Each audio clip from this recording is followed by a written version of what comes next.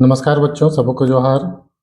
आज हम लोग फिर से एक नए क्वेश्चन के साथ आपके लिए एक वीडियो में अपलोड कर रहा हूं, जो आपके 12th एग्ज़ाम के लिए जो 2026 में बच्चे बैठने वाले हैं, काफ़ी इम्पोर्टेंट है।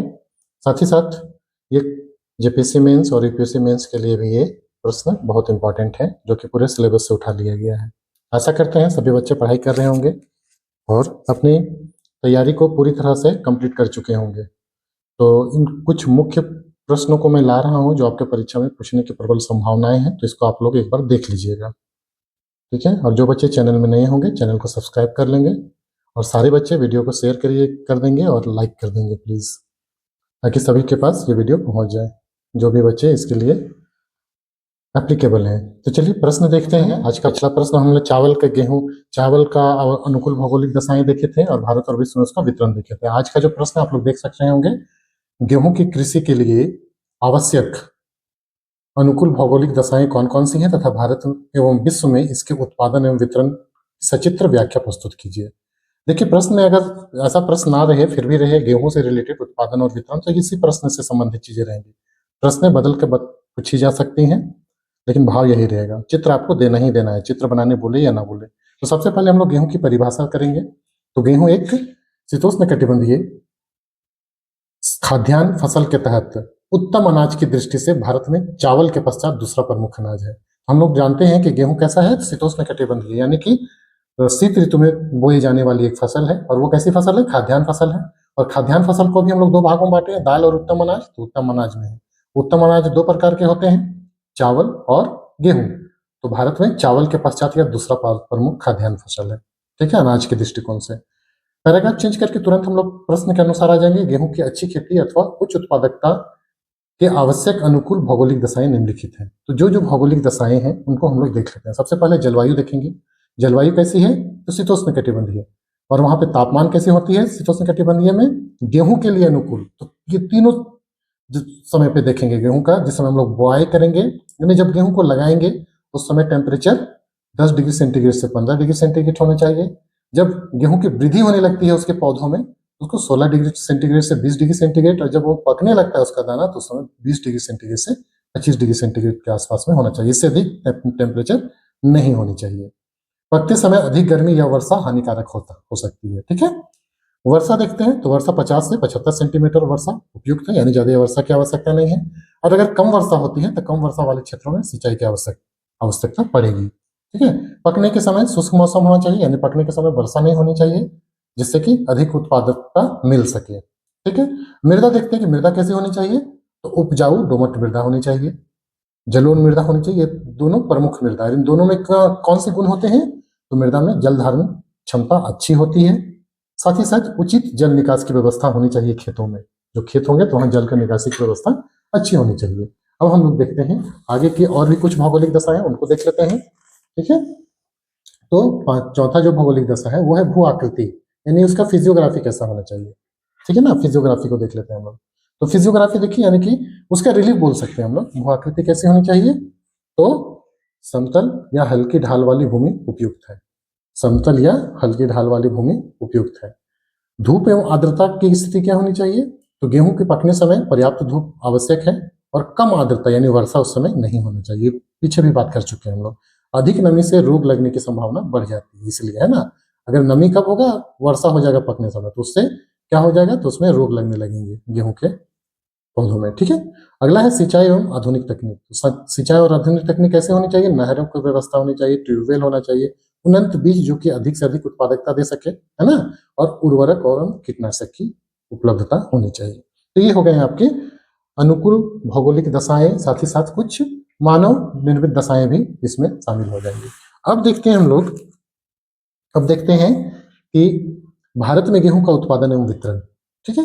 तो भारत 2015 में विश्व का लगभग, ये एनसीईआरटी का डाटा है बच्चों लोग, इसलिए मैंने यहाँ एनसीईआरटी लिख दिया। एनसीईआरटी आपका जो बुक है उसमें कितना उत्पादन होता है वो जिक्र किया गया है। तो भारत 2015 में विश्व का लगभग 11.7% गेहूं उत्पादन करता था, जो वर्तमान आंकड़ों में बढ़कर कितना हो गया है? तो 14 से 15%। तो 24-25 के आसपास में हम लोग देखेंगे आर्थिक सर्वेक्षण 2023-24 का, तो उसमें आपको 14 से 15% दिखाई देगा, है ना।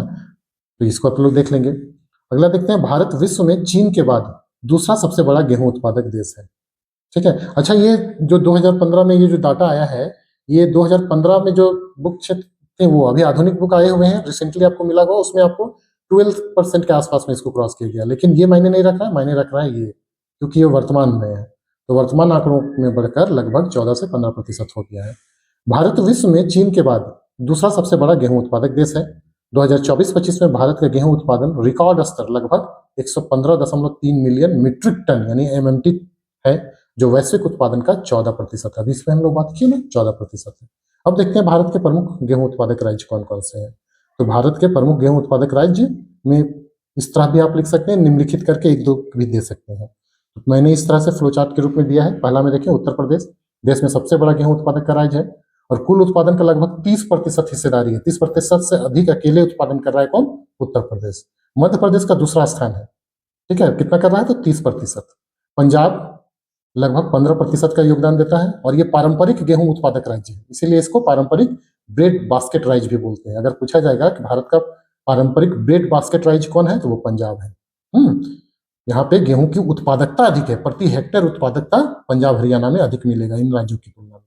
ठीक है, हरियाणा में कितना उत्पादन होता है पूरे देश का? तो 9 से 10%, राजस्थान में 8 से 9% और वहीं बिहार में 6 से 7%। तो ये हम लोग उत्पादन देख रहे हैं कि उत्पादन कितना होता है। ठीक है, अब देखते हैं इसका वितरण कि भारत में किन क्षेत्रों में वितरण या किन क्षेत्रों में गेहूं की कृषि की जाती है, कुल कितने क्षेत्रों में की जाती है। तो देख लेते हैं भारत में गेहूं कृषि क्षेत्र का वितरण।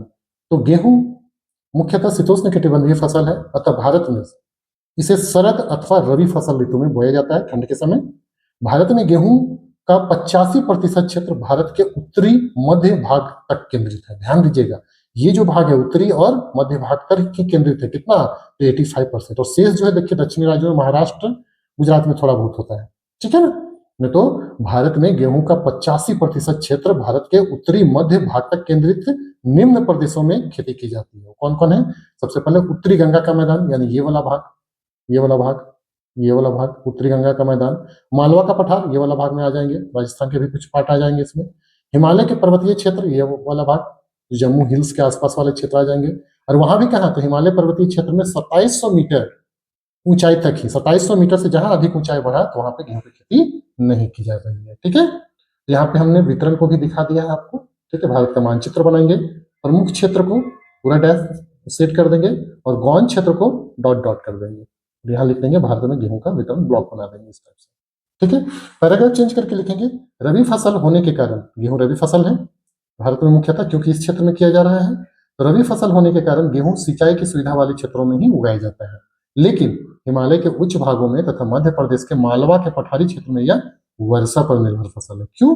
क्योंकि यहाँ पे सिंचाई की सुविधा नहीं, मालवा के पठार में, वहां वर्षा होता है, उसी वर्षा से वहां की खेती की जाती है गेहूं की। पैराग्राफ चेंज करके फिर से लिखेंगे भारत के कुल बोए क्षेत्र के लगभग 14% भाग पर गेहूं की कृषि की जाती है। जितना बोया गया है क्षेत्र में, कुल बोया गया क्षेत्र अगर 100% है तो उसमें से 14% भाग में गेहूं की खेती की जाती है। गेहूं के प्रमुख उत्पादक राज्य कौन कौन है? उत्तर प्रदेश, मध्य प्रदेश अभी बात की हम लोग, पंजाब, हरियाणा तथा राजस्थान और कुछ हद तक बिहार। पंजाब और हरियाणा में गेहूं की उत्पादकता, उत्पादकता मतलब प्रति हेक्टर यानी पर इकाई, 4000 किलोग्राम प्रति हेक्टर के साथ बहुत अधिक है। अधिक अधिक वाले राज्यों में उत्पादकता पंजाब और हरियाणा है, जबकि उत्तर प्रदेश, राजस्थान, बिहार में प्रति हेक्टर पैदावार मध्यम स्तर की है। मध्य प्रदेश, हिमाचल प्रदेश तथा जम्मू कश्मीर में गेहूं की कृषि वर्षा आधारित है तथा उत्पादकता कम है, यानी कि प्रति हेक्टेयर उत्पादकता यहाँ पे कम है। तो इस प्रकार इसका हम लोग वितरण भी देख लेंगे। भारत का हम लोग देखें, अब देखेंगे विश्व का। विश्व में इसका वितरण को हम लोग देख लेंगे। ठीक है, तो देखिए वैश्विक स्तर पर मैंने लाया है इसको। ठीक है, ये आपके एनसीईआरटी बुक में नहीं है, इसको मैंने लाया है आपको करेंट डाटा के आधार पर। तो वैश्विक स्तर पर गेहूं का उत्पादन एवं वितरण, वैश्विक गेहूं उत्पादन लगभग 790 से 800 मिलियन मीट्रिक टन है, एमएमटी है।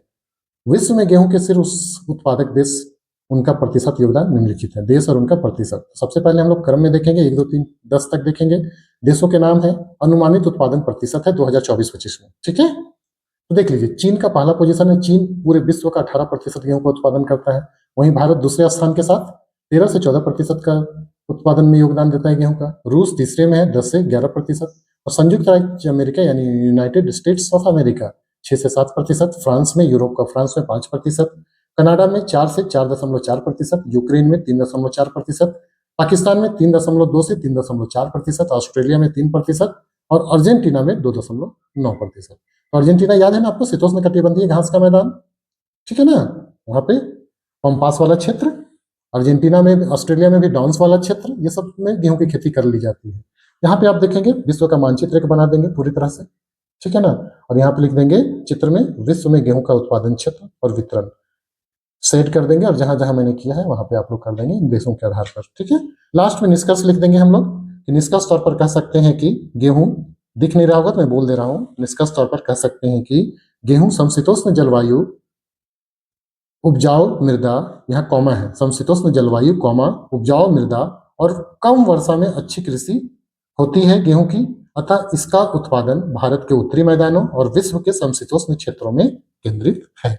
इस प्रकार से इस क्वेश्चन को हम लोग कंप्लीट कर लिए। गेहूं का अनुकूल, गेहूं की कृषि के लिए अनुकूल भौगोलिक दशाएं के साथ साथ भारत और विश्व में गेहूं का उत्पादन और वितरण को हम लोग अच्छे से कर लिए। ये 5 नंबर का क्वेश्चन आएगा बच्चों, आना होगा तो इंपॉर्टेंट है, क्योंकि कृषि सेक्टर से या तो चावल या तो गेहूं या फिर आगे और जो भी क्वेश्चन आएंगे फसलें, उन पे हम लोग भी बात कर लेंगे, ठीक है। तो चलिए ठीक है, आप लोग कंटिन्यू बने रहें, फिर से मैं तुरंत अपलोड करूंगा मैं नेक्स्ट वीडियो, इसको तब तक आप लोग कंप्लीट कर लेंगे।